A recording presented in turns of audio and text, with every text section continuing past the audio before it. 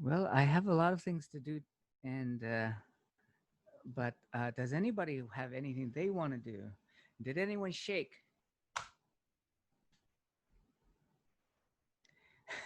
Barbara gave a thumbs up. Anybody else? Okay, Montserrat also. We have two shakers. Two thumbs up for I Grisha. did it also in water. Oh, in water. Great. Doing all over. Uh, Anything to say about it, or any questions about it? Because I'm going to. We didn't get to discuss. Montserrat, was it like a swim and shake or what? So turns out that I'm traveling with my new boyfriend, and we found a place where Corona doesn't exist in the Mexican Caribbean. And so we have been swimming in the sea yesterday and today. And I was swimming at the sea, and I was shaking and doing all sorts of things. And my injury has been releasing so much, I almost cannot feel it now. And but the shaking in the water, it was, well, I was swimming, and then I started playing, and the shaking was really great. Ah, very, very nice.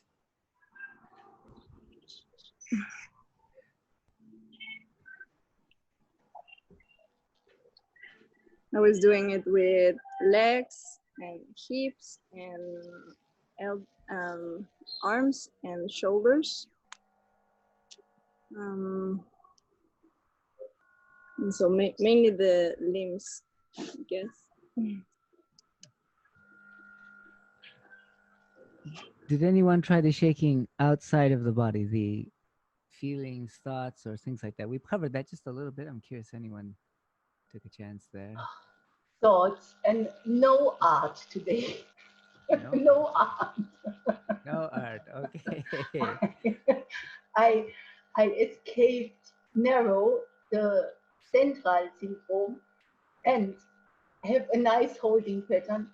No, it was really a lot with this art, with stability. Okay. Okay. So Okay. We're gonna do something a little technical today. Then we're gonna stay in secondary today. Anything else, you guys?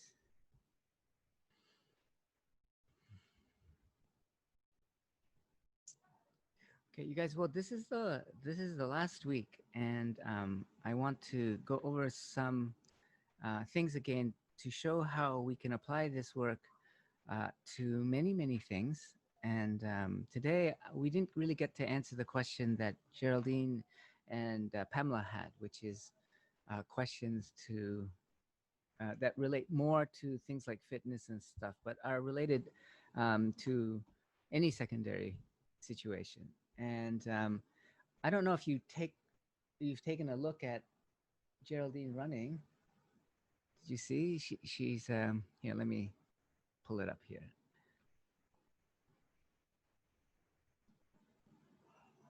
Let's see. Yes.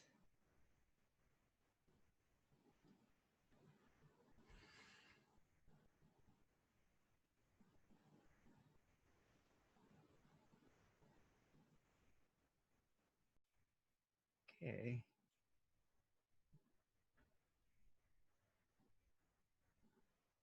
So do you guys see? This is Geraldine.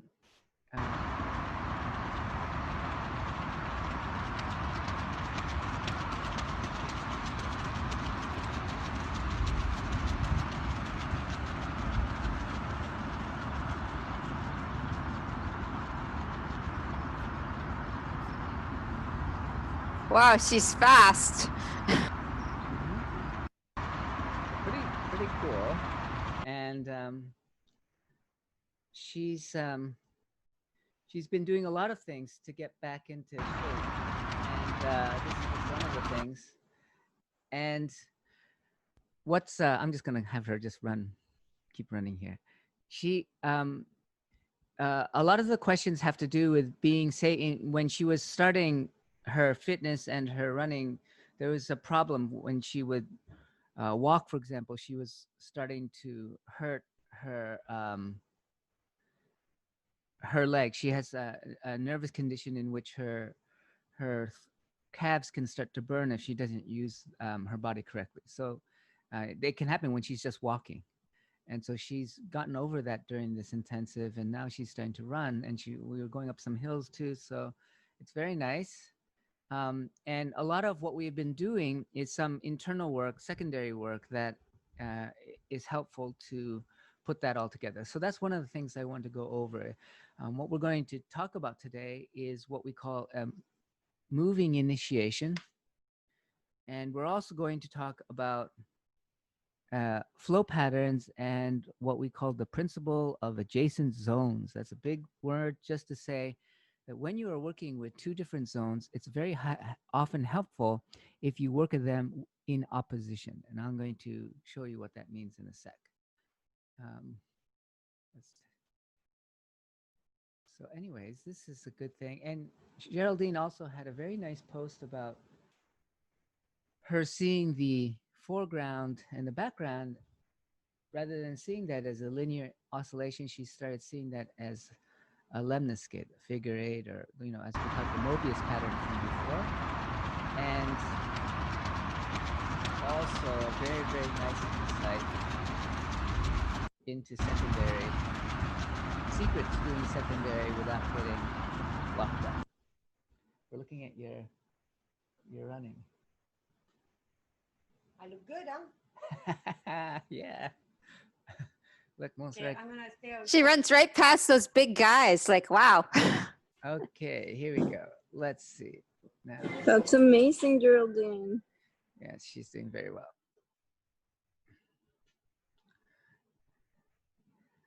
Okay. So shall we start? Or again, does anyone have anything else they let me know if there's anything that you want to cover. Yeah, I would like to practice again the shaking with the mind, because I'm not sure. I mean, I would like to surpass it, and I'm not sure if I'm gonna be able to do it by myself. Okay. Yes, that's all right, you guys. If you remember yesterday when we did the shaking, we talked about, I think for the first time, this idea of initiation. Initiation is a big idea in dance, and that means that when you have the impulse to do something, that impulse has to come from a certain part of your body mind. So if you're moving, it comes physically from some place. So, so let's say, for example, whatever you're doing right now. Let's say if you want to pick up a glass of water, or if you want to type on your keyboard, or whatever it is, ask yourself, where do you move from? Normally, people don't worry too much about where they move from, but the initiation is the point from which you move. And you can change that point. So let's just try that for a second, just so that we're very clear about what we're talking about. I want you to go and just grab some things off a table and pick them up and put them down. And all I want you to do is I want you to pick them up, initiating from different parts of your body mind. So let's start with the physical body first. So let's say that if you're going to pick up something, I'd like you to pick it up, let's say from your hand. That's the most obvious. So pick it up, put it down.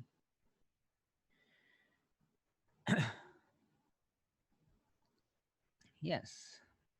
But what if I told you that I want you to initiate from your spine? I want you to pick it up from your spine. And just go ahead and try that and see how it changes your movement.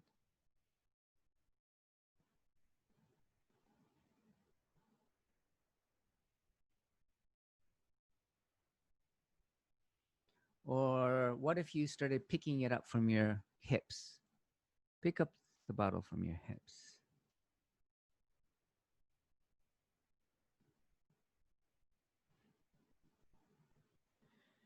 Now, we've done this a little bit when we did the push-ups. We talked about you can do the push-up from your hands, you can do it from your spine, and you can do it from different parts of your body, and that each part of your body will have a different character that it will bring to the situation.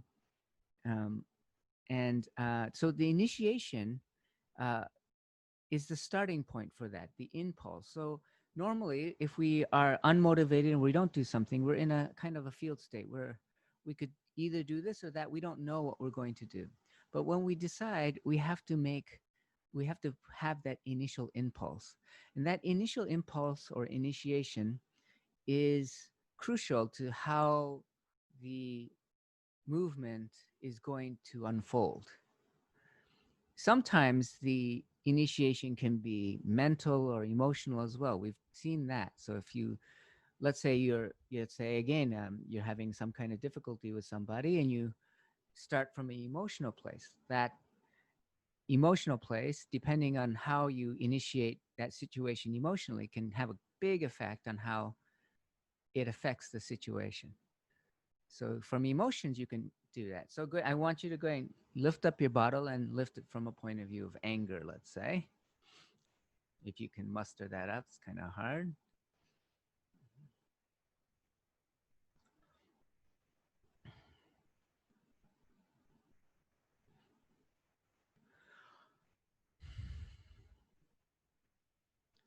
Or you can lift it up from the point of view that you think you're going to drop it.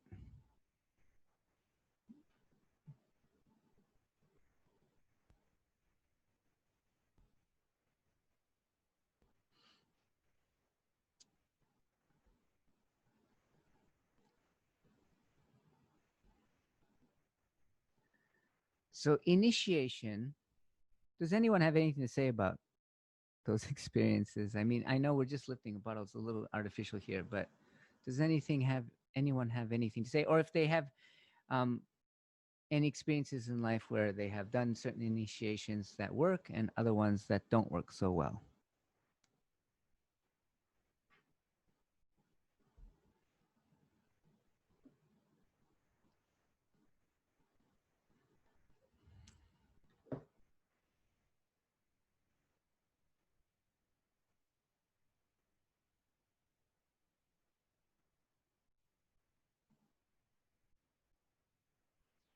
The weight of the bottle changes.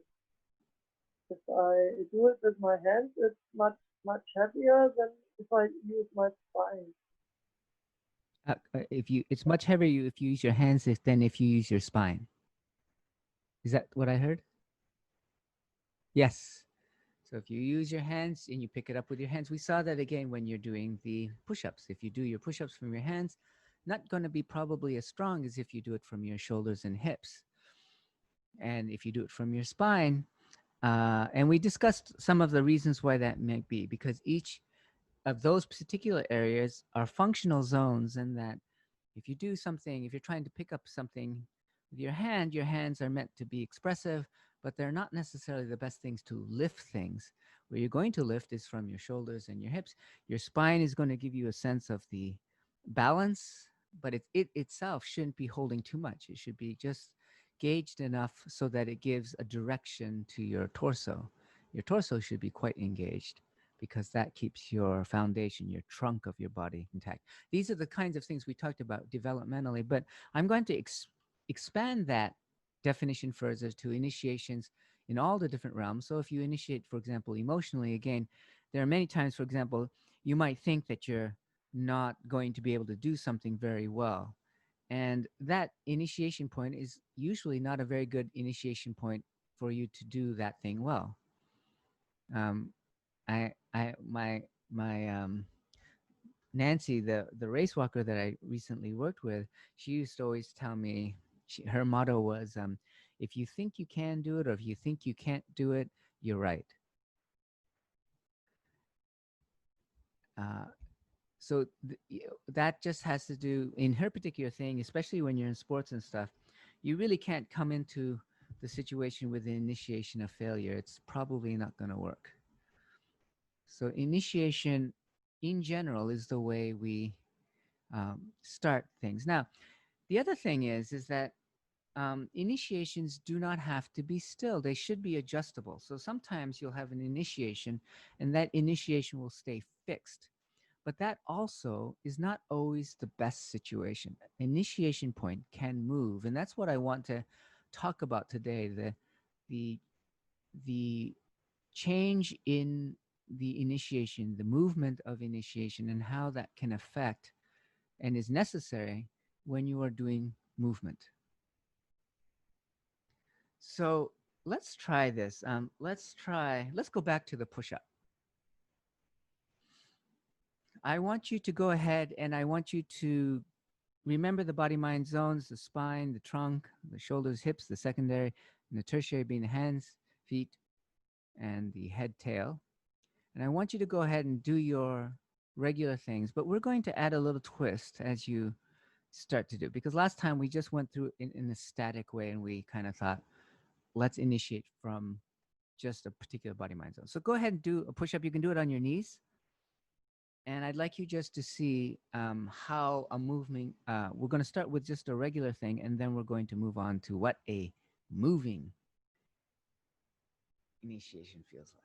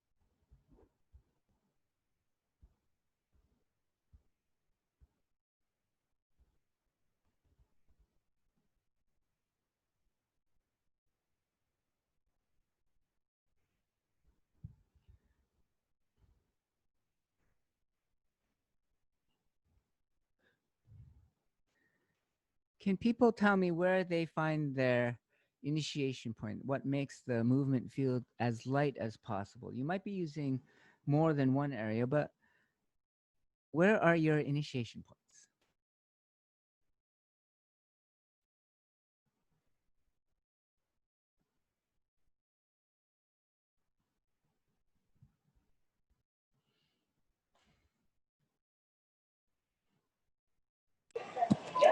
For me, it's the hips. The hips, yes. Very nice. Where do you feel it in the hips? It's kind of the pelvic floor and below the belly button. The pelvic floor and what? And the belly button. The belly button. Belly button, did you say? Below. Right below until the pelvic floor. I got the pelvic floor part. What was the other part, sorry? Yeah, I feel kind of like encased in a kind of like a bubble with the pelvic floor and below the belly button, all that area inside the pelvis. Below the belly button is what you're saying, right? Am I getting that right? Okay. Okay. So and which phase of the movement are you feeling that most? In which phase of the movement what? Are you feeling that engagement most? Where do you feel that initiation most? Oh, right at the beginning, and then I start going down. Okay. I need to have the stability, and then I feel I can be more balanced with my arms because I don't have too much strength in the upper body. Okay. So this is what I'd like you to do. We're going to take Monserrat's thing. So she's saying that when she's up like this is my very technical schematic here. She's up here like this. As she bends her hand like this, as she at the very top, is that correct? And then as she goes down, she starts her initiation from her hips. Now, she's doing it from the front of her body because it's the belly button. So what I want you to do is I want you to use a moving initiation. So I want you to start here with this engagement. And what I want you to do is widen in the front here. But as you go down, I want you to move that engagement so that by the time you're at the very bottom of the thing, the engagement goes to your chest. Then on the way up, I want you to engage the back of your body and move it all the way back to your hips. So we're going to do a circle. So on the way down, you're going to move your initiation up to your shoulders. And then the way up, you're going to go switch to the back surface of your back, and you're going to lift by pushing and widening on your shoulders and then moving that initiation down back to your hips. We're going to make a circle up the front, down the back, up the front, down the back. You guys give it a go and see if you can find something different there, if it feels different. Hope so.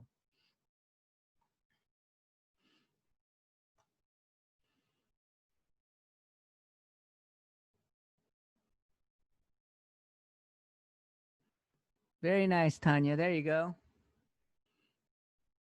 Yep. Correct. You should feel like almost like a circle going across. Yes.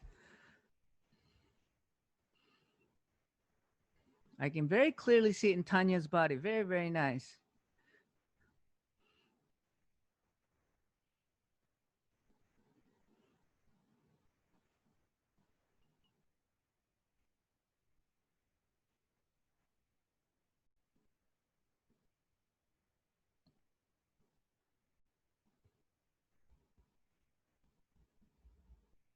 So it widens in the front at the hip level, travels up to your shoulders, and when you come down, and then when you push back up, you push from the back, you widen the back of surface of your body and let that kind of float down to that widening feeling start to float down. As you push more, it makes its way down to your pelvis.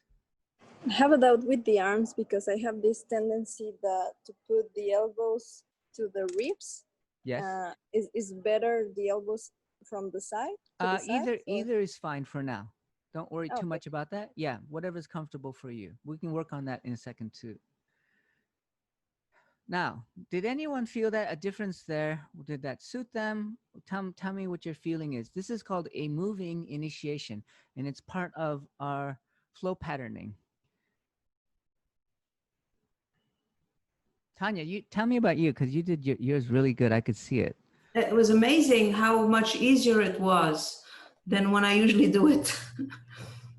You know, I was able to go up, like you said, to widen, and then to use my back to come up. So yeah. Yes. Did you guys feel that? Did you guys feel the difference there in terms of someone else? Tell me something. I see some nodding heads, but I don't see words. I need words. Yeah, it was much easier moving initiation. Yes. So it's like widening. My back, my front. It's cool.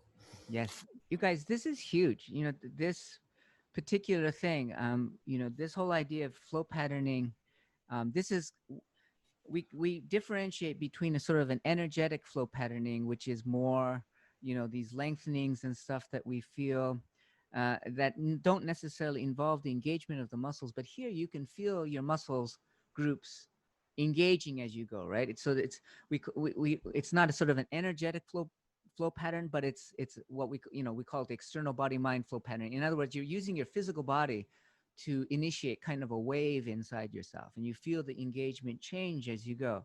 Now, this is really, really crucial. Today, for example, I slightly tweaked my leg when I was running, you know, because I was working some things. We're going to get into some of this work today too.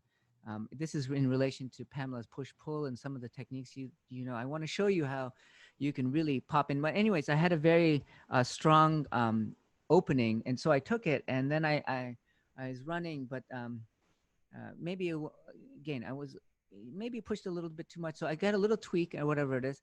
So I had a little difficulty, and I was wondering, okay, well, I'm gonna have to deal with it. But this way of working with your flow and stuff is very healing, and so I was able to work that out pretty much. I think I have a little tear or something, but it's not a big deal. But if you move in this way, it's much easier on your body, and it can also have a pretty strong healing effect as well. It smooths things out, and so I think this is like a major thing for like the fitness people and stuff. I think they need to know this kind of work. But also, for healing, it's also good. And in general, these principles are going to apply through many things, like what's a moving root and thinking and all this stuff. A lot of times we fix our initiations. You can never fix your initiation. When you fix your initiation, you create a situation in which that there's going to be some holding and flow. You're going to be using it. You can't really go through the full range of your motion because that initiation isn't adjusting as the movement is adjusting. So we're going to, I'm just kind of giving you a sketch of how moving initiations work. They're connected with flow patterning so that we can transform this initiation, moving initiation, if we want to envision it as a spiral flow, sometimes it's helpful to look at that schematic way of looking at it as well. And we'll do that. Maybe next time I'll have something prepared so that you can see that. But yes, this is very important for the study of movement and flow in general. And I think again, it's not something that is out there yet, and it's going to be very important for people who work in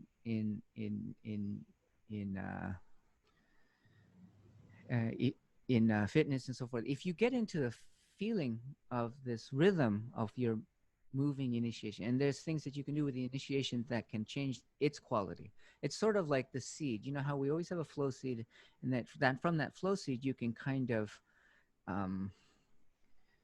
you can change the quality of your movement, knowing what to do with your moving initiation as it moves. You can start to get into questions of endurance and strength and so forth.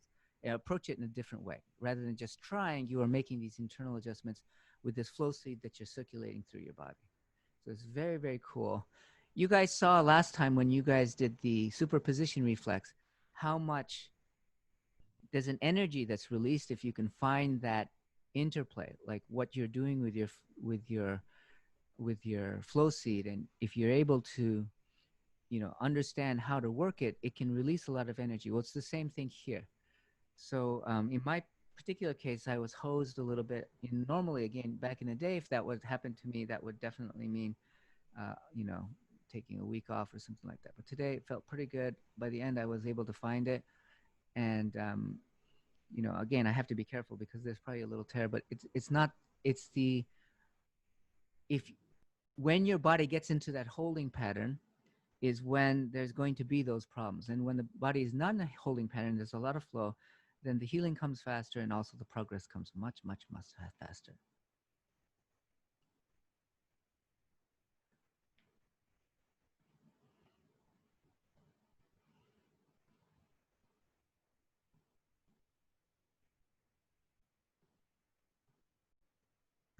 I didn't initially find a significant change when I was just widening, but I think someone mentioned, maybe it was you, bringing the energy up as you did it, and that really changed it. So something about activation was a big part of that, I noticed.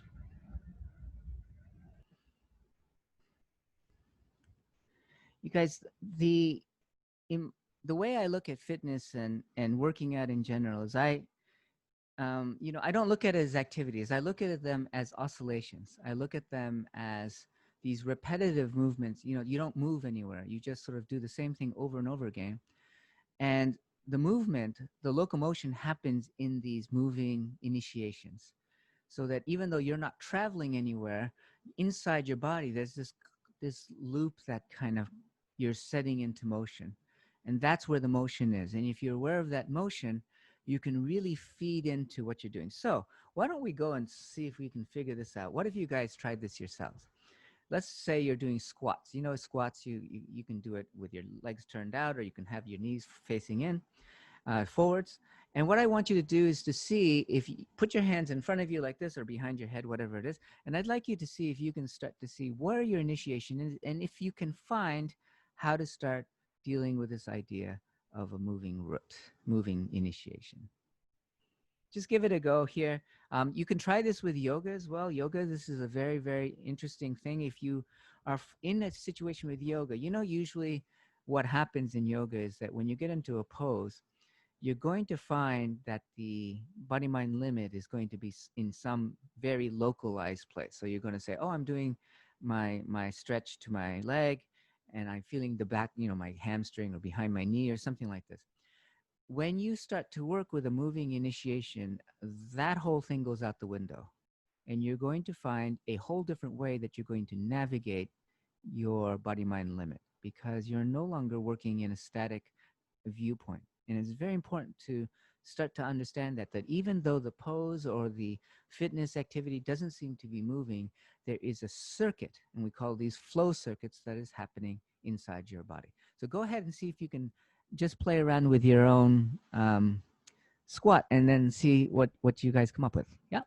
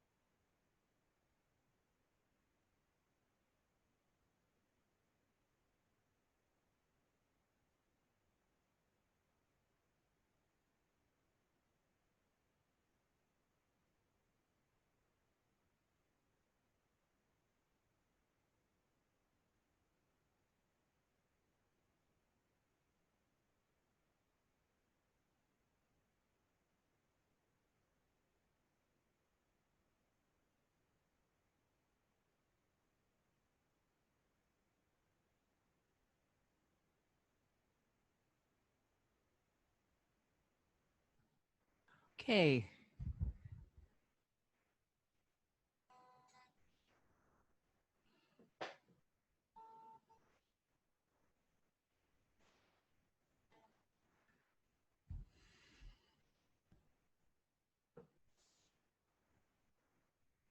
All right.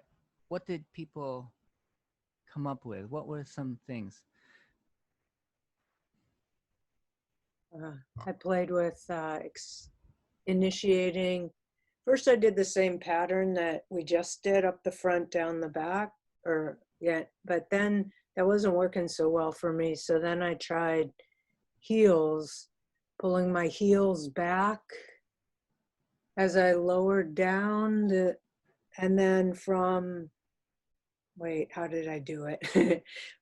Initiating from my heels to my hips, lowering down, and then from my hips, like a broad buttocks down through the heels coming up. Okay, say that again. I just want to do that. Just go ahead and say what you just did.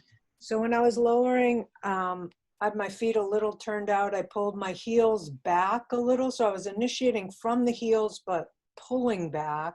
Mm-hmm. And then I went down that way. Mm-hmm. And kind of like, then I felt it more up towards my buttock. Then the buttock was broad. And then I pushed from like the broad buttock. But I didn't like initiate up the front. Like I left out the front. Mm-hmm. So just try, for example, right now. So I was just trying Jerry's thing. That's wonderful. And she's working in a secondary zone, right? And she's doing the same flow. Before when we were working in the secondary zone, but in the torso. She's working from the heels to the legs. So she's working her limbs there. And let's just try, I would suggest for Jerry to try to do, again, a circular pattern. What she's doing is fine. But as I get into the next thing, I'll tell you why that it's sometimes helpful to do this. But go ahead and when you get that feeling to your bum and you got that wideness, bring it forwards and then go down your quads and so go down the front of your legs. So you're working your extensors. Go up, go down the front of the legs. Exactly, and go ahead and see if you find any difference with that. I usually. Yes. Yeah, for me, it was very different than what she said. Yes.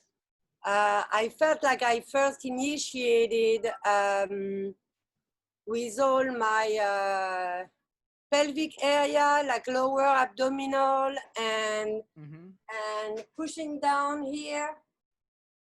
And I think as I go down, I'm kind of staying there, maybe going behind my leg.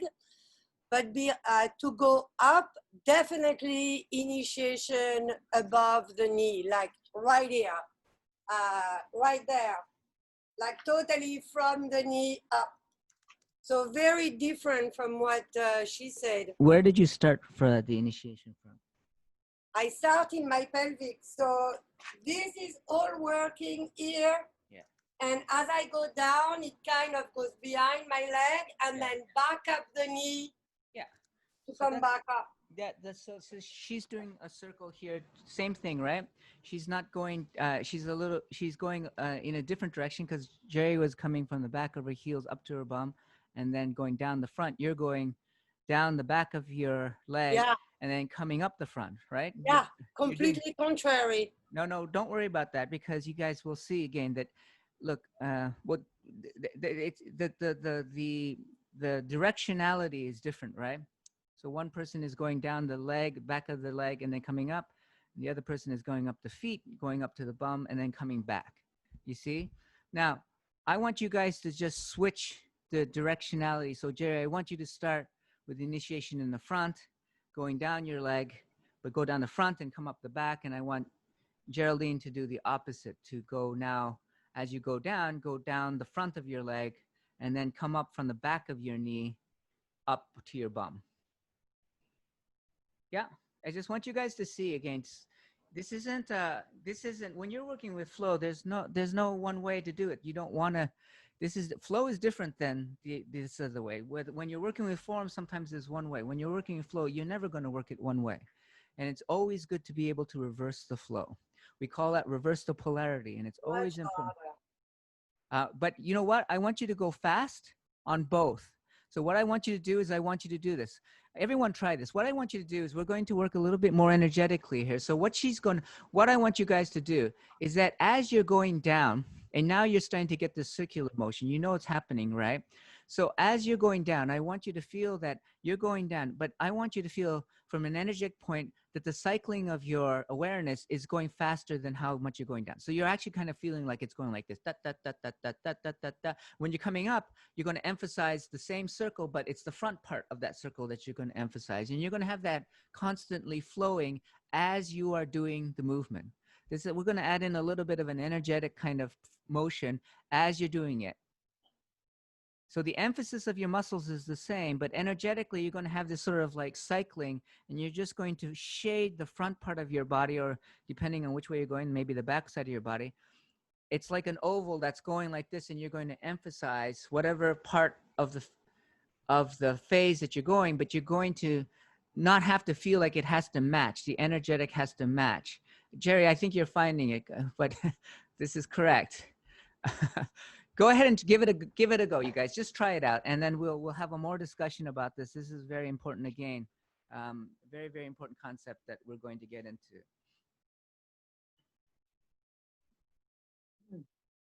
You're going to create these energetic circles so that they're going faster than your thing, but when you're going down, you're going to emphasize that part of your leg, the back part of the circle, let's say, and then when you come up, you're going to emphasize the front part of your circle.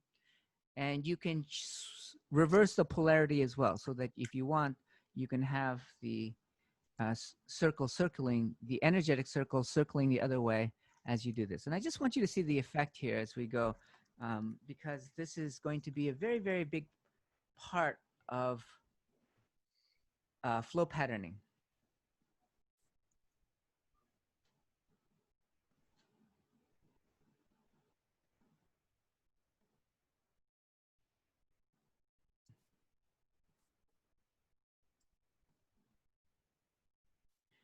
Sally, that's perfect. But now I want you to do, as Sally, as you're doing this, I want you to let your hands go at a faster pace than have your hands facing, and then just sort of accent your hands, the front part of your hands, as opposed to moving your hands exactly at the same speed as your leg movement. So the inner feeling is like a river that's flowing, even though the movement itself, the muscle flow is going at a certain speed. The energetic flow is much faster. You want it to be like a river. You want to feel like it's a circle that's happening there. It's like energy is a circle like this.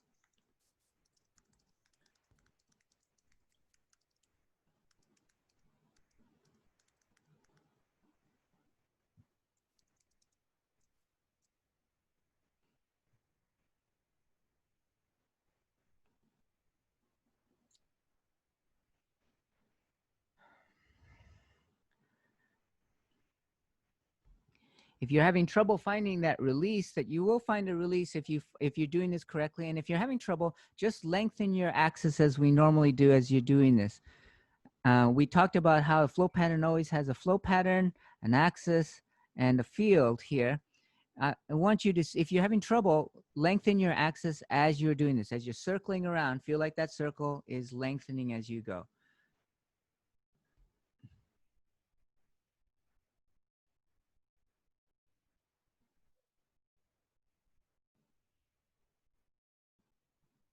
And the axis in this case can be like a line in the middle, or like usually it's the line, depending on what part of your body you're working, it's usually the line of your bones, along the lines of your bones.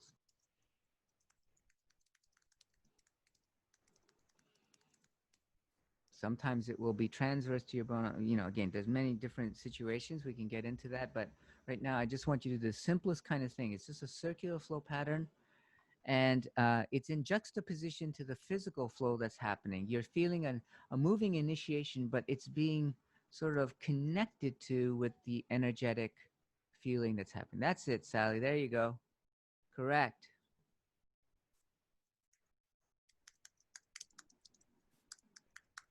Yep, and you can make that circling even larger as you go. Who's feeling that? Who understands what I'm saying here? This is actually, again, a very... Jerry, tell me, what are you feeling? Yeah, so what I was feeling was like I noticed that I was cycling at the pace my physical body was moving. So it was like, whatever, up the back, down the front. And when you gave the cue to something like let the cycle move faster than your physical body, but then sync up with that part of the cycle, yes. It felt like when I was a kid and they had these playground things that went in a circle and you could spin it with a bunch of other kids. But then you could hop on it and it would take you. And it felt like that, like the cycle of energy was like that playground piece of equipment that had momentum and I could kind of hop on it whenever I needed, you know, to go up or down in my squat. And yes. This is another huge thing that you guys will see. When Don and I were running in the wintertime, Don was still on his meds, and so sometimes he would get more tired. He's got insane energy right now, and but so after our lap, we would do a thing, and this would be a rejuvenating thing. It's sort of like after our interval, we would maybe run runs around the track. At the end of that, he would be doing, or during it even, sometimes we would be doing this. And this is one of the ways, again, that in a very stressful situation, you keep your flow and you're able to kind of keep up with the demand that's being asked of your body. Did anyone else feel that? Like understand the feeling? Geraldine saying, no, wait a second, what's going this was this, what's this? No. No, tell me what, guy, hey, don't just say no. You got to give me at least a little bit of what's no.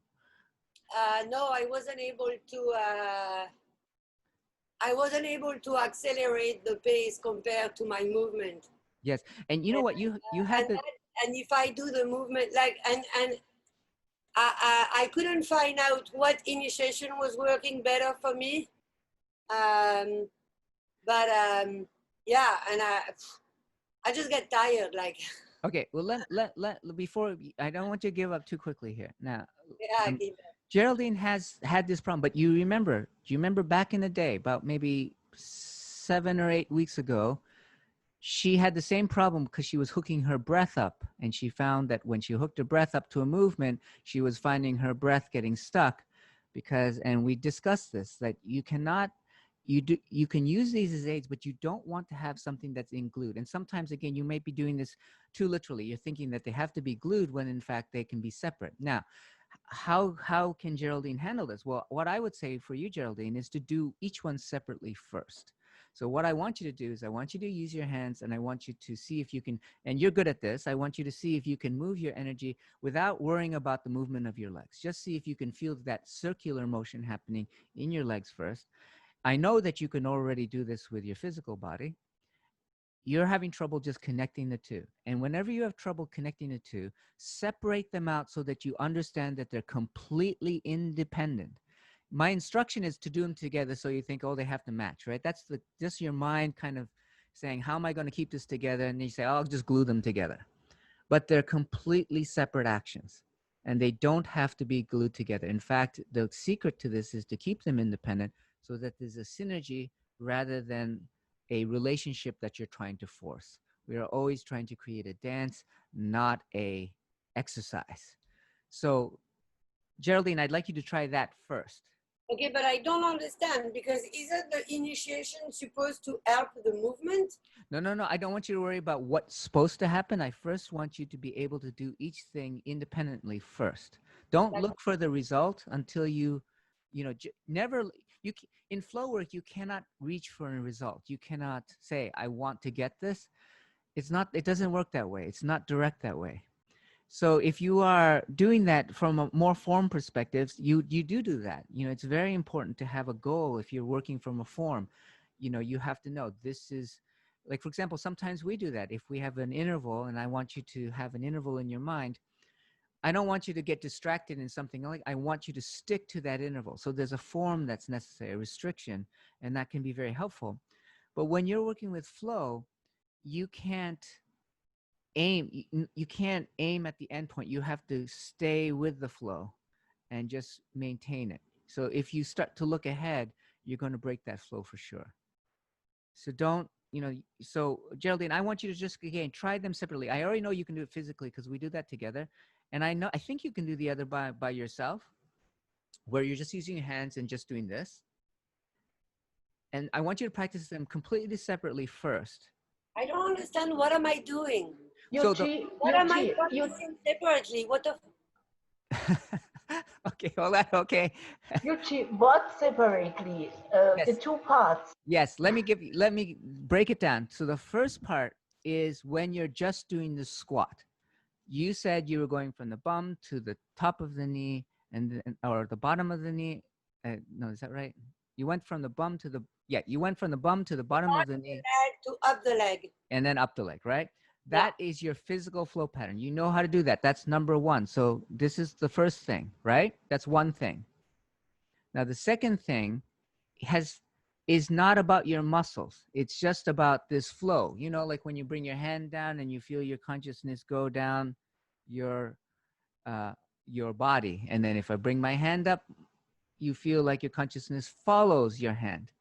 When I'm telling you to make a circle, I want your awareness to go in that thing. I want you to bring it down the backside of your body.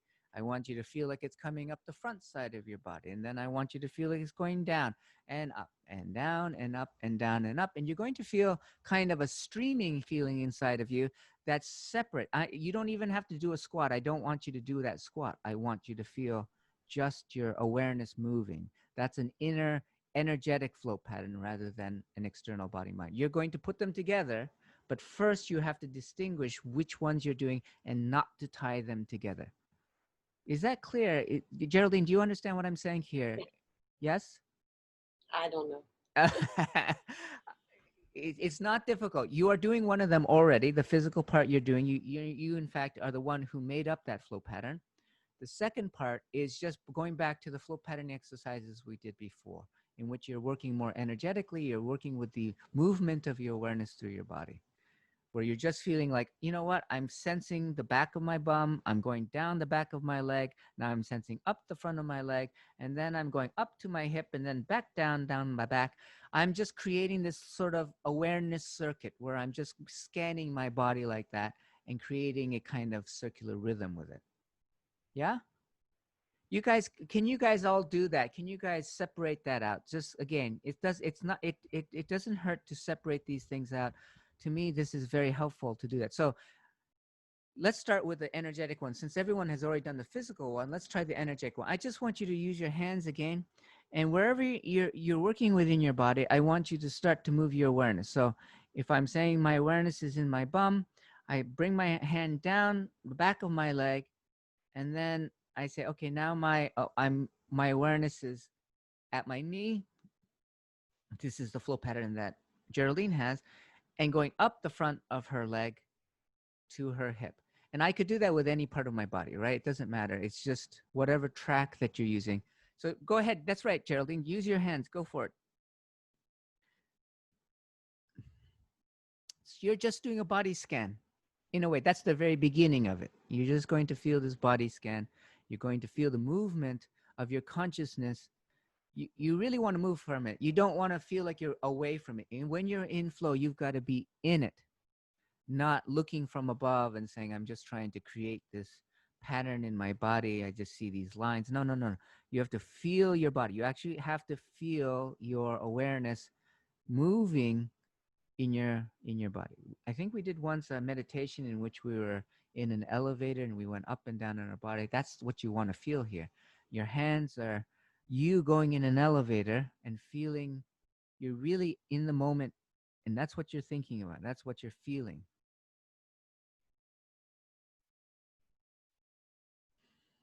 This is a more energetic, if you will.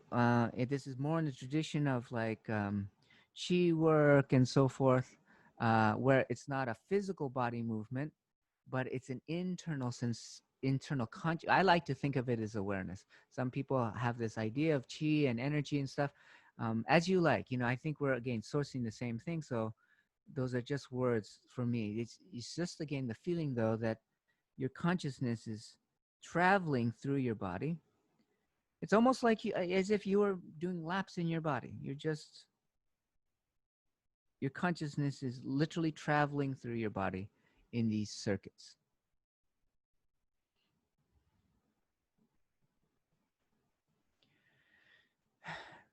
Now, when you're moving these consciousness it can move faster than your physical body. Your physical body can move only so fast. It's muscles and you have inertia of your body. It's going to be very hard to go faster, but the awareness can go way fast. So at first you might be just saying you're trying to be careful and you're treating it more like a movement. But if you start to relax, you'll start to see that you can actually allow your mind to relax, and your consciousness, if you allow it, will simply follow that track. As faster you want to go, the faster it will go. There's no limit to how fast it can go.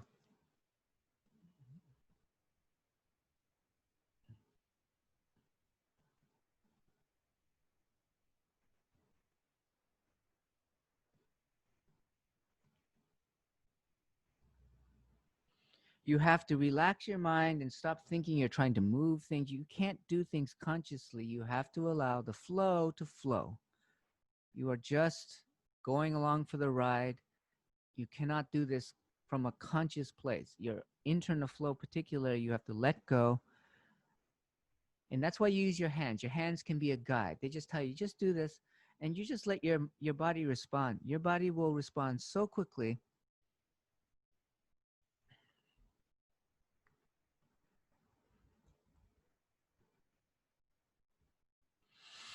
This is the same thing that Grisha was using for her breathing. She had that sort of mandala type thing. Do you remember that sort of figure eight and the circular thing that she had? I actually made a dance move from that, Grisha.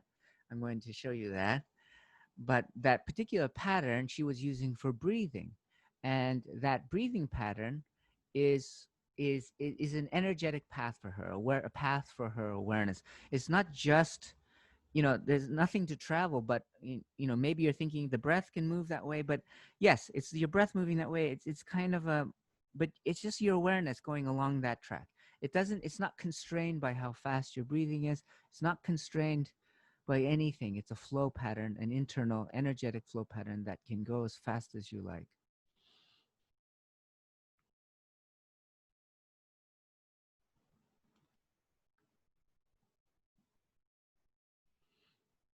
It doesn't always have to go fast. Your energetic flow pattern can assume many types of textures.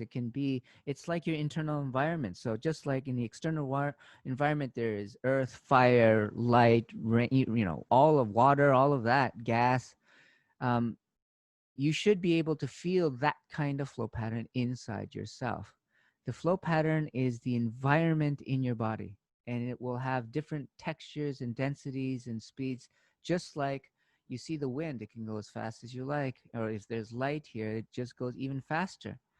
Inside your body mind, you have the similar types of elements that make up your internal body mind awareness. And you can think of them in terms of that earth, fire. In fact, I think all of those more primitive attempts to impose a cosmology onto, you know, like the idea of those four elements, earth, fire, and stuff, was an explanation for the outer world. Now, that's probably not going to quite work for the outer world because that has its own rules. But I think it was because they were taking their inner space and bringing it out. They were interpreting. Nowadays, we tend to take our outer space and interpret our inner space with it. But there are two separate spaces here, and that they have slightly different qualities, but they also are quite similar too. And so we can make our own internal environment of mud, fire, air, light as well. And this is going to be actually very helpful to work with your movement. I hope you guys will find this, this is going to be part of what we are going to study. Eugene, it's a lot easier to do it for me to do it when you're not moving. Yes, because you're in you're in the unconscious. Yes. More or less. Yeah. Okay. Yes. Because, you know, that's the thing, and this is one of the reasons why, you know, the combining the two isn't like, you know, usually something that people do, because the energetic side is going to come, the more you become still, the stronger it gets. And the more you move, the more the physical body has to be the thing that's in charge. But in fact, both are always present. And when you, again, get them to interact and to dance, you can get an entirely different quality with your movement. And I got a bit lost how you link the elements with the key, with the energy. Did you link them, or did you talked about them separately? Not the water inside the body. Could you repeat that? That lovely beach is like very hard to. Oh, sorry. I It's the wind on that side.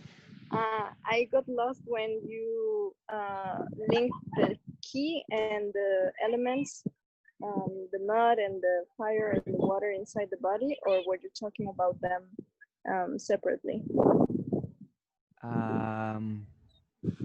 Can you just say it one more time? I'm sorry. No, usually I think she's just asking what you were saying about the fire and the mud and all that. And I think that's what she wants you to repeat, like Oh, okay. we can reproduce all those things Yes. inside our body.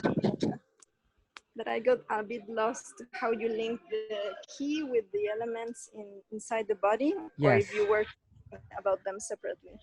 Well, look at where Montserrat right there is. Well, anyway, you can find this anywhere, but let's, again, if you look at your external world right there, there are the elements, air, water, earth, and light.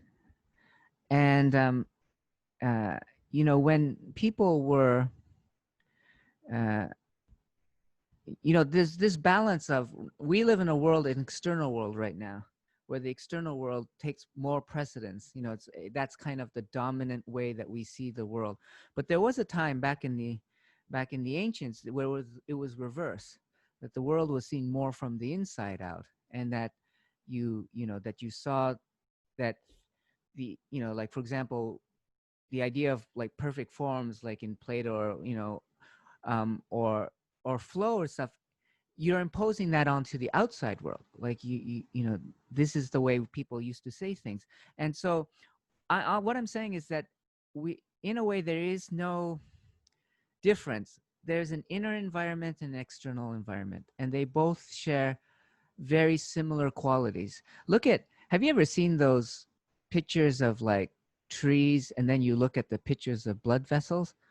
They're like exactly the same. It's crazy. You're like, wow, look at the tree. I mean, like, seriously, just look at a tree. Can any of you guys see a tree out there? Like, find a tree and look at it. It's crazy. It's actually inside your body.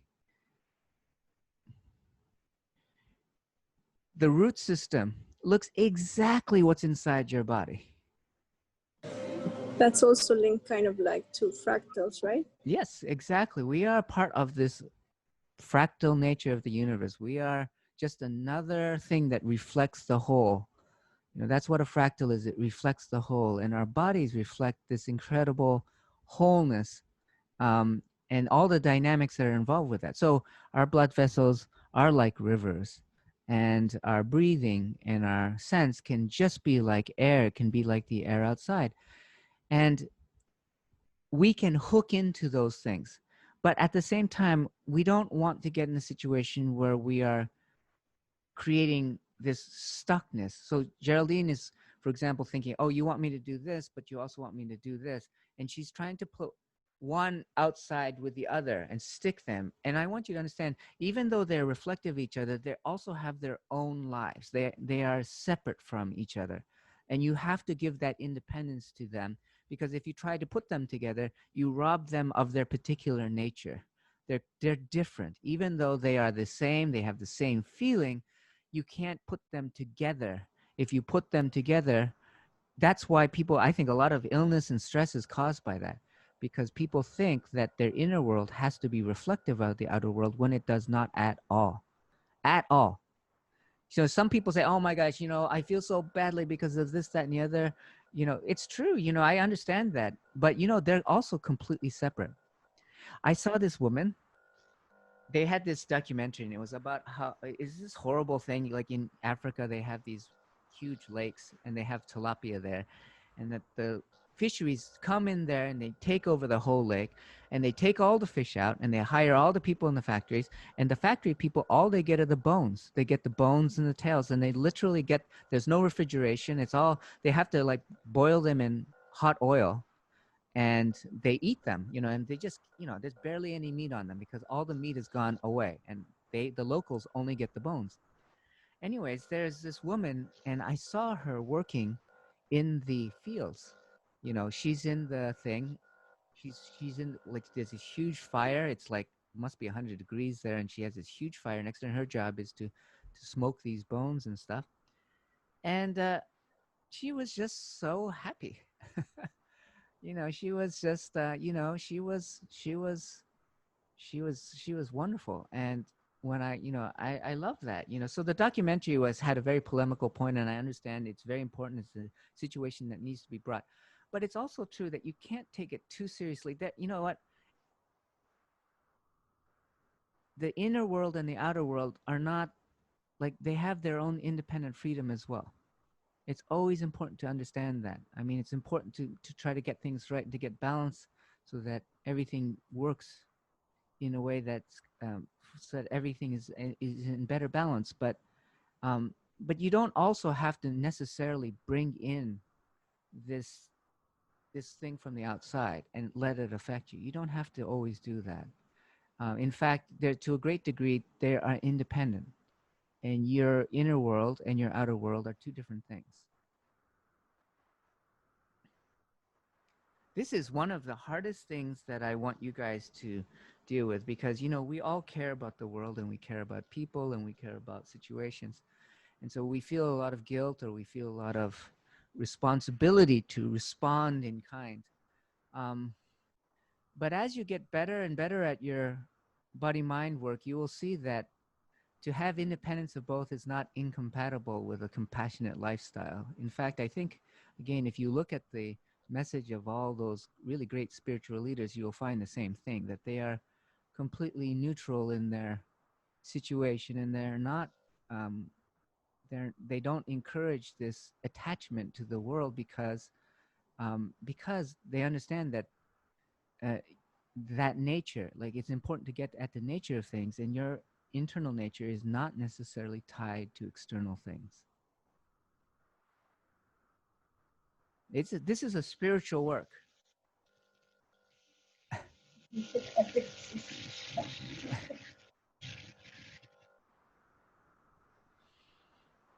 So air, fire, earth, water, they all are inside of us as well. But we have a great deal of, we can suggest many different environments inside of us. And when we use those environments and try to match them with the things that we're doing, we can come up with some very wonderful harmonies. And with fitness and stuff, a lot of people don't like fitness because they feel like, oh God, did you just sweat? What's the point? You're on a machine, this, that, and the other. But if you come into these harmonies, you will just love it. Like Kim was like that. When Kim came on here, one of the first things I asked her to do, I actually went to Rochester because she had come to this thing. She had come over here, and then I had to do something in the States. And so I went over to Rochester, and I asked her to go to a gym. I said, oh, come on, Kim, let's go to a gym. We'll go to Gold's Gym. You one of these like big, sweaty, like, you know, man gyms, you know? And she said, no, I don't want to go there. And I said, why? She goes, well, because, you know, there's all these people and this, that, and the other. But I said, no, let's just go. And, you know, as soon as we got there and she started using her energy on the things, it was like, she was just, you know, she loved it. She loved it. And then, you know, and that's what it is. It's like, it's not about the gym. It's not about the people. It's not all about that. It's just about realizing that when you can sync up with what you're doing, it's a wonderful feeling.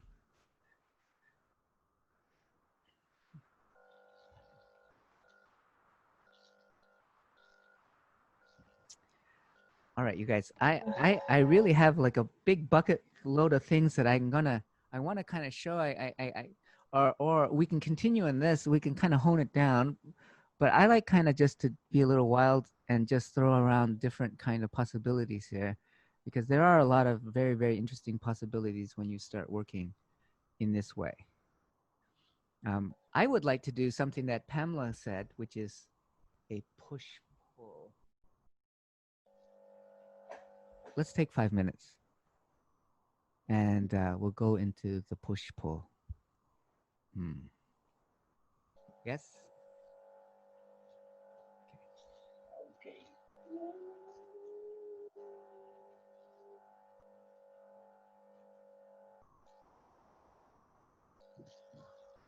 All right, you guys. Any questions first, and then, or I'll jump right in. Wait a moment. One thing. I think I got a moment, really a moment of what felt really significant. Flow patterning. What? Flow patterning.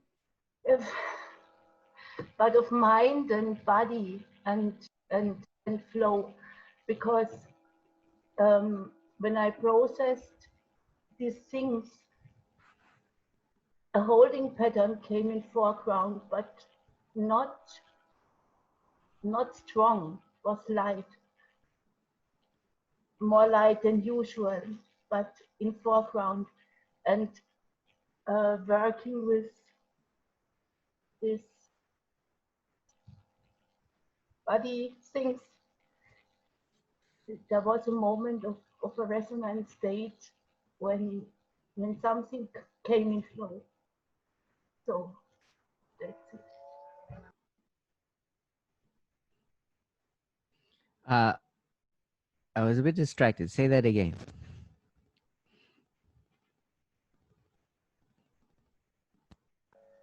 It felt like mind and body and flow, a moment of a resonance state when Yes. working. A moment, a glimpse. Okay. Yes. Good. Good. Yes, we're always looking for that, and we're always looking for that. Don't be afraid of that. Geraldine was flying. Don, I should have had Don post the original one because he did it like, the camera person in me is like, he did it this way with his iPhone like this, and I was like, oh no, do it this way. But you know what? The flow was in the this way and not in the this way. So she was flying. Oh my gosh. So, yes, you were. That was wonderful. Don't be afraid of those times when you are flying. Just let it go. We talked about this last time, that when you get into those places where you do get into an open space, you still have to activate, and you need those experiences. The experience when you had flying, that's very important. It's not just the fact that you're flying at that particular moment, but that you know what it feels like. And once you know, how do you say that? Hey, you know that song, that Jimi Hendrix song where he's like, "Are you experienced?" Like this is what, yeah, you love it, right? That's what he's talking about. You see, it's like that's what he's talking about. You love it. Okay, good. Are you experienced means, have you, did you, we can't talk about this too much, but we can't touch this too much, but you know what I'm talking about. You have to have that, what I'm talking about, feeling when you are released, when you get that release. Otherwise, you can't activate. And sometimes you can actually get into a holding pattern because you don't have that experience to know. Like, I'm in a place where I can fly, but I don't know how to fly yet. So that, yeah, put that one under your hat. It's really, really big. All right, you guys, I would like to bring up another possible thing. I'm going to throw a little bit more advanced stuff with you, but I want you guys to get a little bit of a flavor of how strongly you can press in with the work that we have, and in particular situations. And we're just going to deal with the physical ones, but of course, these could be applied in different body-mind contexts. So we're going to try something called what's that called? Oh yes, a commit oscillation, or commit, it doesn't have to be an oscillation, but it's a mutual commitment reflex. And this is how it goes. So let's say you're doing something that this is in response to Pamela, because Pamela had a situation where she's doing a push-up and she's having trouble because the whole pitch of the push-up is too much. And so as she goes, she's quickly collapsing. So maybe she gets the push part, but then as she comes back down, she's blown everything on the push part. Now when she comes down, she's not at the pitch enough that to maintain that kind of situation. And that's what you need when you're doing these kinds of more advanced or more hardcore sort of exercises, is that you have to be able to maintain what we call a push-pull, an active push-pull. You have to be above the activity in order to do it. So the moment you sink underneath the activity is the moment that it will fall apart immediately. Do you understand what I'm saying? So if I'm doing a push-up and I might put a lot of effort in. And so part of that push-up, the push-up part is good, but then I kind of release, I let go, I relax. And when I come down, I'm in no way, shape or form ready for that. And the next one is going to be impossible.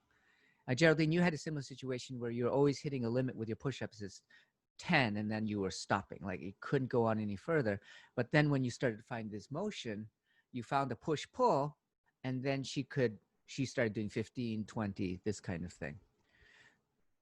Well, 15, right? I think you did 18. Come on. You're always like, no. Okay.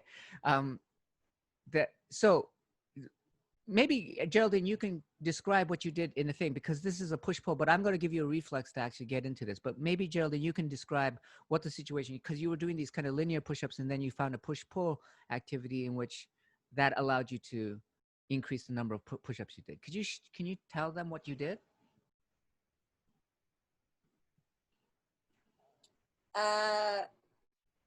The tips that usually gave me was to use my elbow more angle, like more as a lever.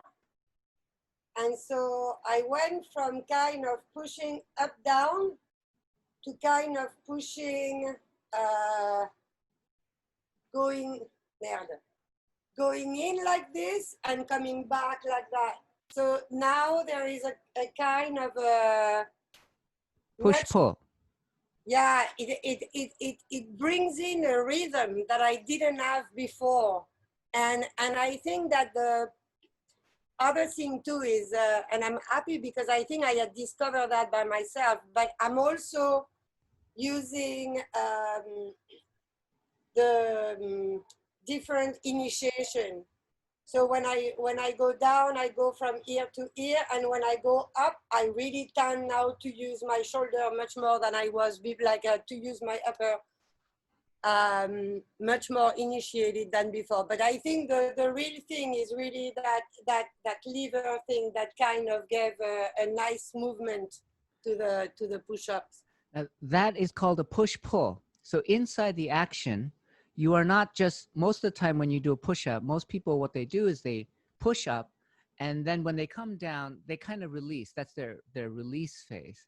And what you're going to do instead of doing that is you're going to maintain an active push and pull on both sides so that you don't release the energy. Now that might think, oh, I'm using more energy, but in fact, it allows you to stay at the pitch that the activity is actually asking you to be in, and you don't fall through. You don't fall through the cracks.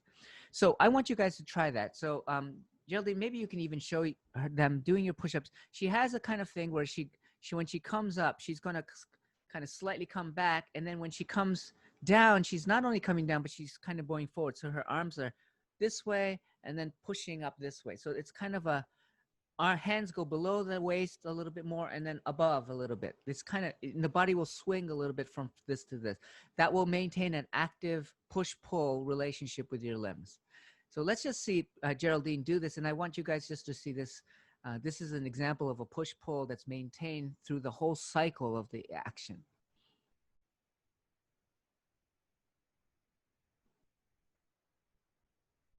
Forward, back. It's very small, forward, back. But there's a kind of arc that she's making with her elbow, so she feels like she's doing this. Push, pull, push, pull. So it's not straight up and down. It's a push-pull, and she's using both parts of her body here. And again, she used to get stuck at 10. She would just completely could not go any further, no matter how many times she did it. But now, because she's got the rhythm and she's got a flow going, she can go right through that limit easy. Yay. Very, very nice. I want everyone to try that. Go ahead. Push, pull.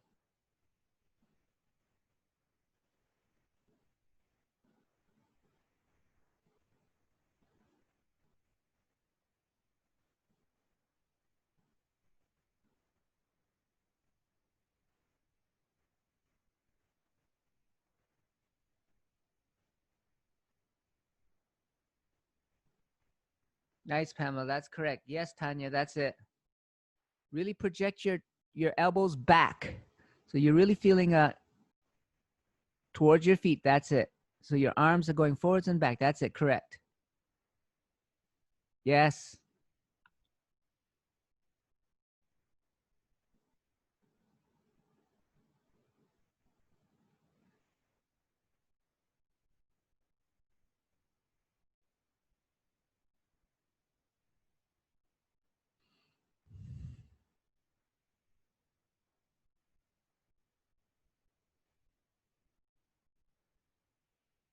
Yeah, you have to find the arc. Pamela, you're having a difficulty finding the arc. You got to find a smoothness to this. This is not linear motion. And the body is moving linearly, but there's a kind of a feeling that your arms are, your elbows are creating an arc. And it's kind of like this motion. It's almost like this. Your arms are going like this, but it's more of a, yes, exactly, Grisha. It's like kind of a arcing motion rather than a folding motion like this. It's like this. There's a push and a pull. It's almost like you're pulling something in, pushing it out. Your arms are going, yes, that's it, correct. Pamela, that's correct. And I can't see everybody, but I think also the sliding on your feet, like the fact that your feet are Yes. I don't move them, but I do go from them being straight up to them being lying down with me. So that's right. Yeah, the feet kind of point at the very bottom. Yeah, that's it, Tanya.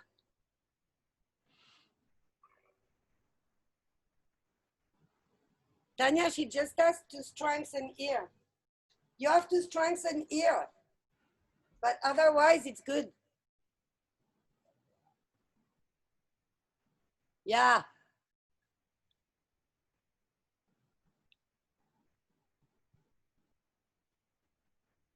Yeah.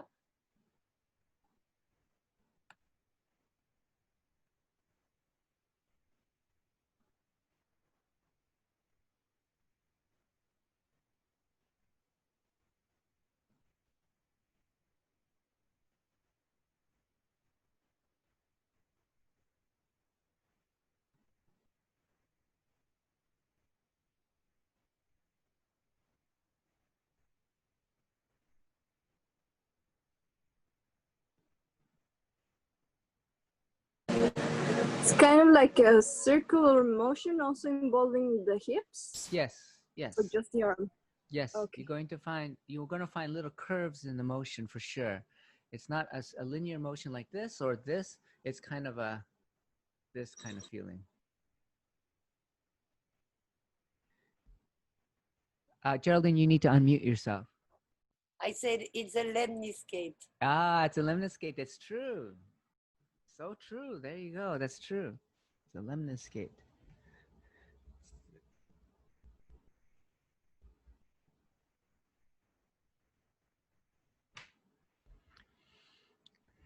Now,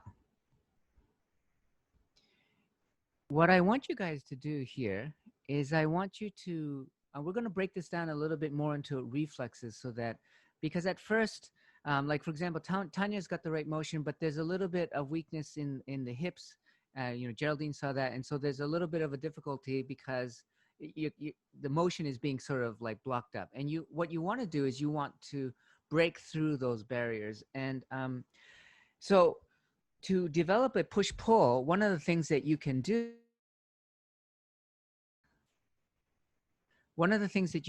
is what we call a commitment oscillation, a mutual commitment, something like that.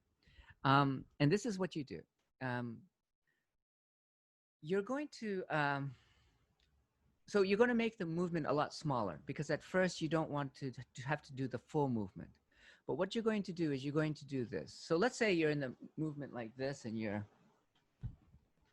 okay, so I'm here like this and I'm going to just, let's say, just work this, just this very small thing like this, right? So if I move to the side here, I'm moving kind of, I'm just doing like just a little range here like this. So this is push, this is a pull. And I'm feeling a little bit of this motion. I want to feel that. Now, the way the commitment reflex works is this. You're going to take, how should I say this? I want you to think of those as two intervals. So one interval is the push and one is the pull. So there's two parts to the movement. Yes? So when you straighten your arm, you're going to do a push, but when you bend it, there's a little bit of a pull. Yeah? Push, pull, push, pull. What you're going to do is you're going to do that motion. First, figure out what it feels like. So you want to just, maybe you just want to focus on the push. So just push, get back into place, do the push, get back into place, so that you make that interval clear. Then you're going to do the pull. You're going to pull into the situation, and you're going to try to find the, you're just going to make sure that you know what that interval feels like. The second thing we'll do is you're going to commit to one. So commit to one means that in your mind, you have to fix the feeling of, let's say you commit to the pull side. You say, I'm in the full, even though your body is moving like this, you're going to commit in your mind as if you want your body to stay in the pull, so that whenever you do the push, you're almost fighting the pull like this. So I hold this, I hold the pull phase in my mind, and I continue to do my oscillation. That's why it's called commit oscillation.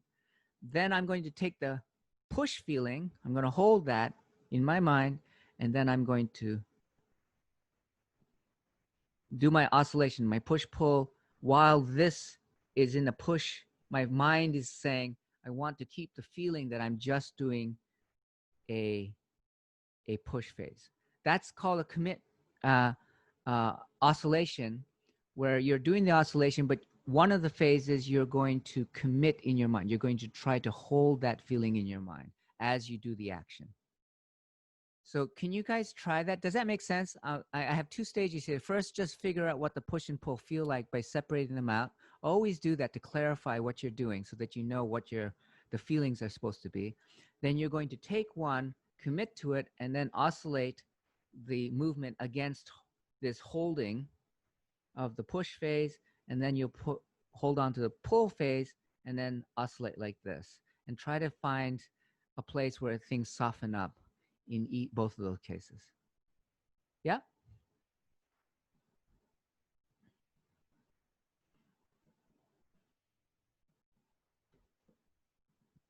So when you say commit to it, do you just commit to the sensation? Yes, the sensation of it. You're going to feel, you've already established what the sensation is because you practiced the pull, right? You know what it's supposed to feel like. In your mind, you commit to that sensation while you do the action. And you try to smooth that out. It's going to interfere with your action a little bit, but you want to actually do it so that it smooths it out. So at first, as you're holding, you might feel a little bit like that's uncomfortable, but just keep on doing this until this softens and you feel like it sort of releases. And then the same thing here.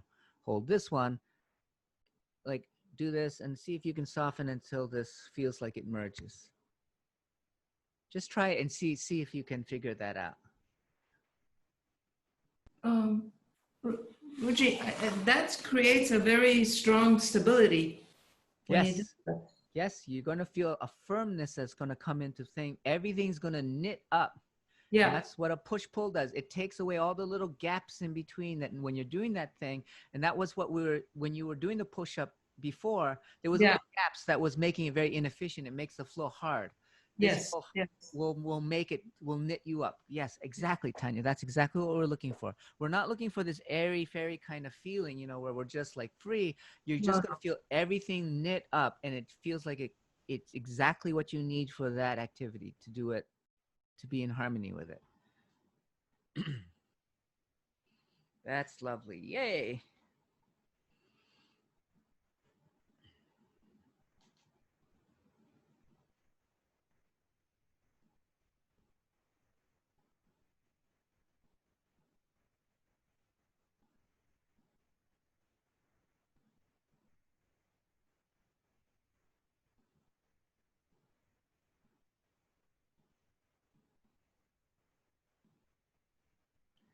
This is one of the first flow exercises that we're doing under duress. Most of the time we're kind of free to be, right? We're finding the flow through this kind of thing. The commit oscillation techniques are in the class of secondary techniques in which there is a difficulty. We are faced with a difficulty. We have to deal with it head on. instead of getting into a place where we're very relaxed, or we're kind of, yesterday you saw we completely avoided any kind of difficulty. Here we're jumping right into the difficulty, and we're going to see if we can find a resolution that way. So this is more of a secondary technique, and it's the first ones that you guys have had that directly goes into the difficulty, you know, the challenge. You have to have a muscular sense about it. You know, we talked about that with emotions sometimes. Sometimes you have to have a muscular sense of the situation. You can't just be passive. You have to kind of push in and know how to be in that situation comfortably. And it requires muscle. It requires energy and force and a strong stance, a firm, strong, connected stance.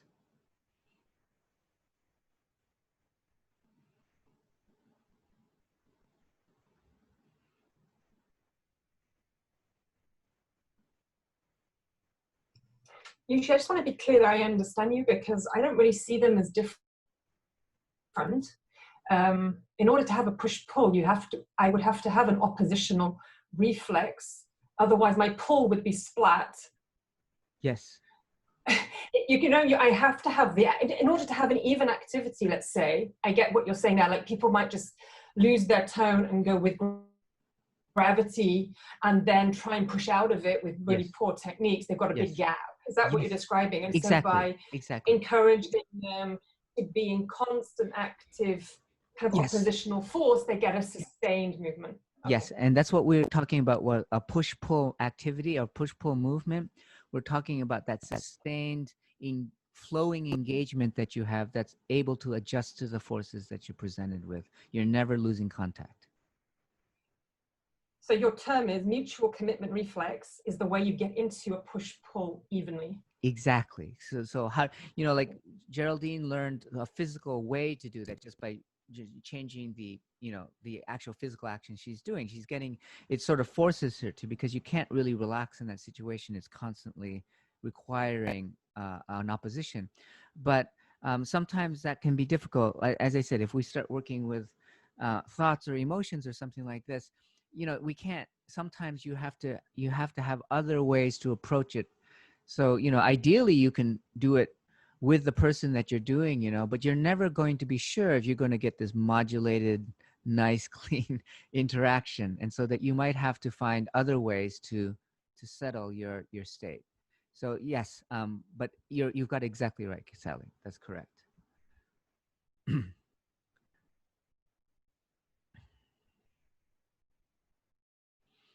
Now, I'm not done here. I want us to get to a resonant state with this. This is going to get you that firm connection, but we're not quite into that place where I want, which is to get you guys to feel like there's a dance happening. Because again, often when we think of this fitness stuff, we think, oh, well, you know, it's just to maintain our form. It's going to peter out. It's not going to actually go. But what Geraldine found today, like this moment where you're running and actually you want to run, it almost sucks you into that space. That is the resonant state. That is the dance part of it, which again can be very, very, very beautiful.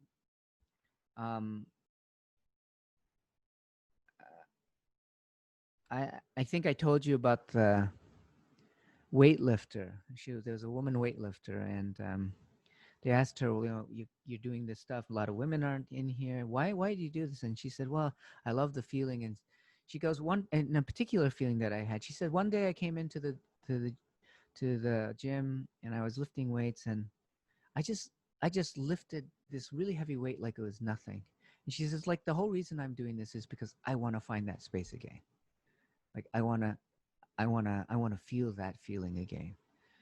And I thought that was really, again, very, very fascinating, and getting again into the motivations of people who do secondary work. It's not, you know, the actual, most of it is a grind, you know, it's difficult. You're always doing, but if you can reach those moments of flow in that situation, I think that's what really differentiates those people who are really, really good at, you know, those secondary.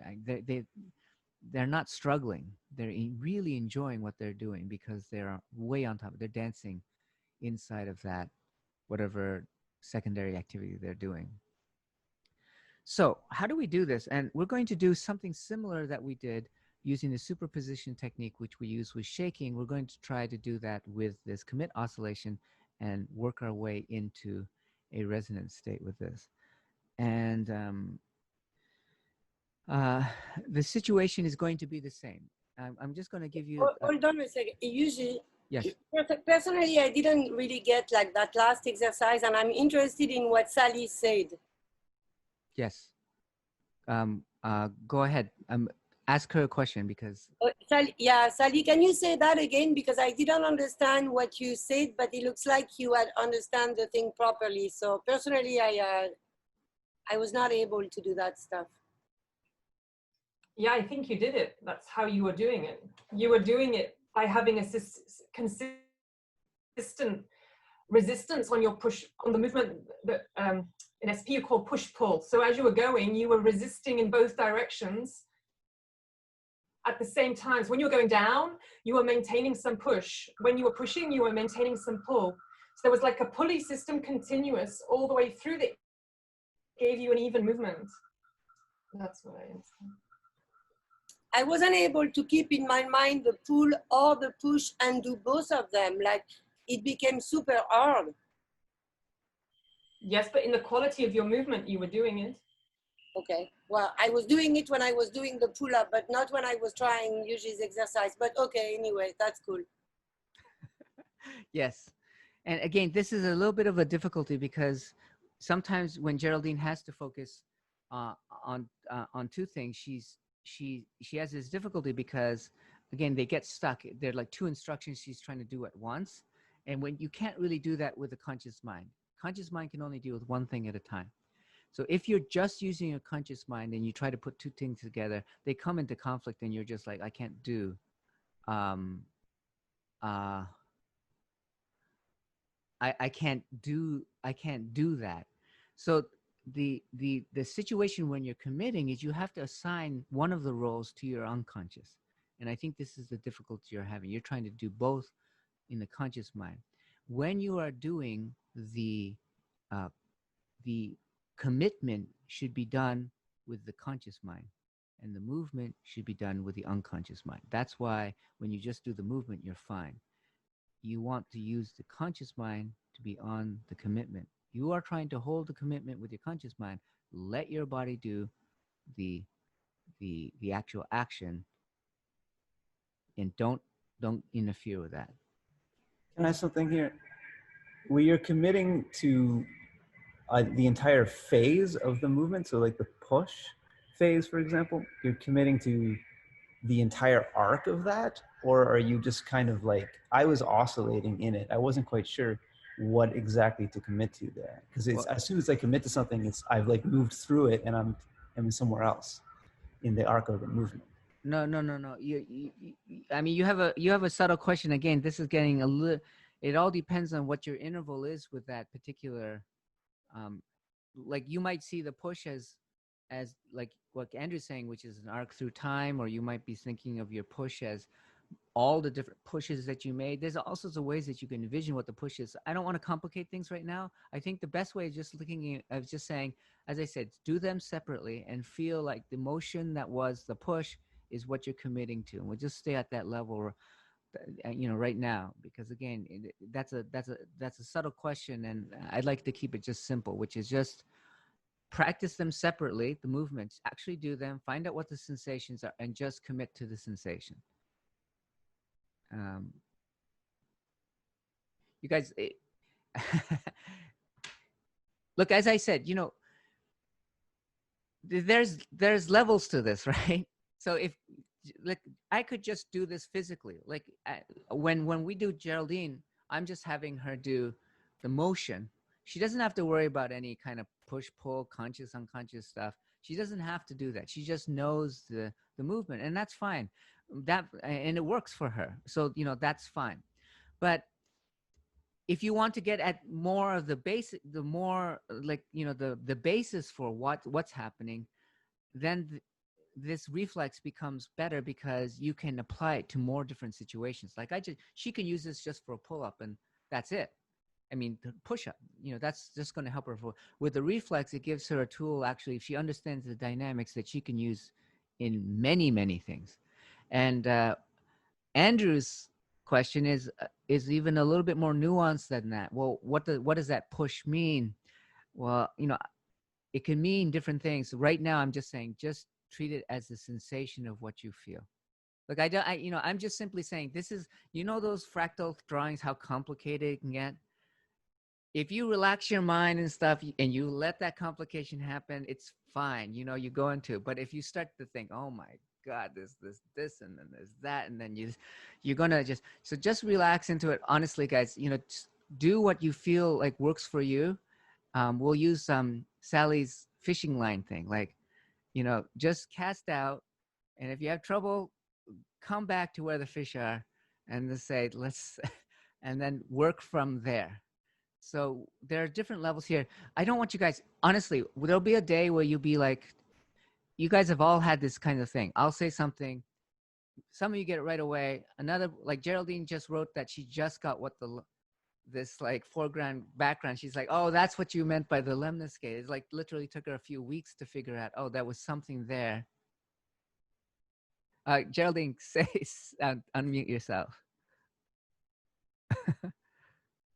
I don't know if you guys saw my thing, but usually you never talked about anything like that when you talked about the lemniscate. This is all coming from, this is all thing that I figured you'd never said anything like that. You never said, oh yeah, you know, like if you're in a circle, it's like you're looking at your foreground, and if you know, do you do the lemniscate and that? No, I'm the one who put that together. Well, you guys, listen, I want you to understand something again. These things exist, and sometimes I'll say them and it won't quite suit you, or it might not make sense to you, but then gradually over time, again, something will kick off this. So-and-so says it this way. You listen to what Sally says. You go, okay, it's starting to make, and somehow then all of a sudden it's like, oh my gosh, that's what you were talking about, or that's what was happening in the class. It's going to happen like that constantly. And I don't want you to be afraid of that, because this can get, like I said, it's a very, you can sink into it, and if you sink into it, it becomes the complexity is just part of the thing. I think it's true with anything. If as you get more and more into it, you know, like maybe you think you're just swimming in it like a fish, and you think it's easy, but as soon as someone tries to do what you're doing, you start to realize that how your mind has like really embedded itself in all these different things. So everybody goes through this learning process, and I just want you to be not stressed about it.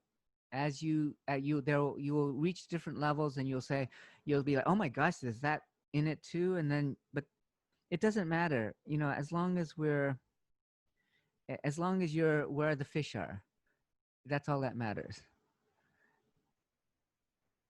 Yeah, and you guys, this is really, really important, because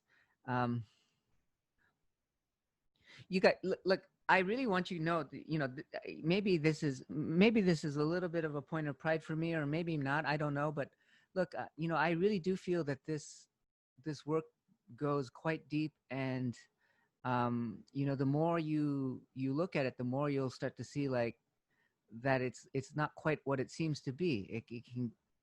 It gets quite it can get quite interesting and involved, and but I just want you guys to come into it and find that. But yes, it does do that. There's these little magic doors that start to open up,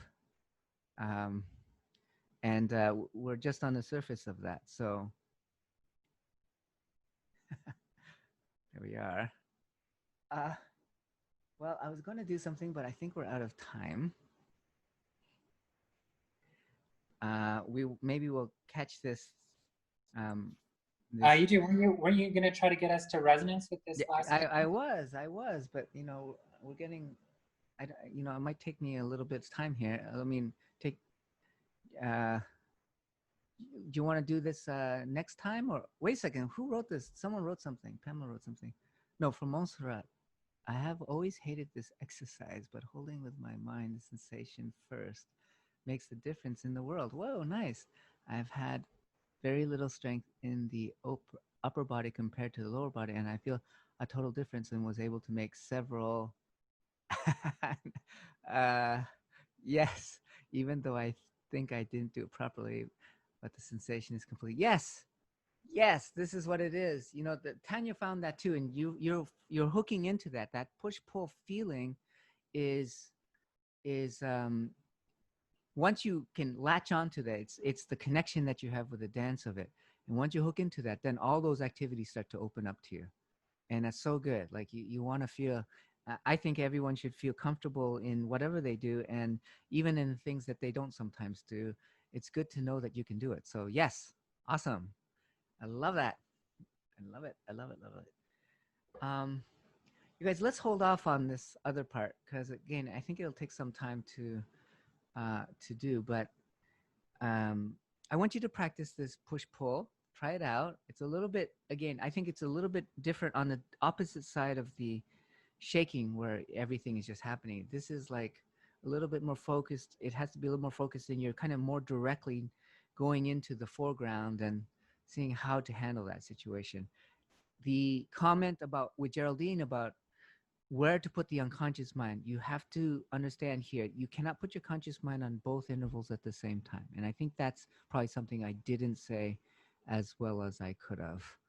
So I want you guys to play with that.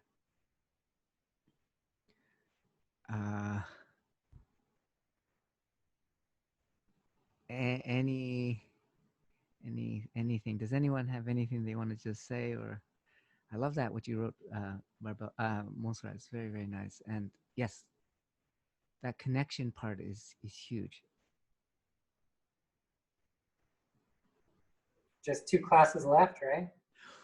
Yeah, holy shizel. And you know what? Listen, I feel like I'd like to have some conversation about that too. We have to do it. Maybe we'll do that Saturday. We have to figure out, like, you know, is there future and stuff like this. I would hope, like, again, that people who are interested, you know, to continue. I feel like we have a very nice group, and there's a lot more, a ton more that we're not even touching on. And so I'd like to discuss that, and whether we do anything in the interval between the times, but that maybe that's a conversation we need to have for the next time.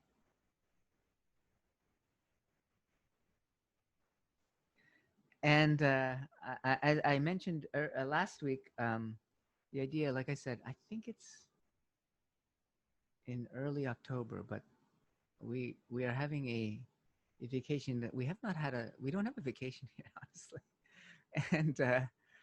And so, but we have one, and you know, I think you know, if there's travel and stuff, I invite you guys to consider coming down.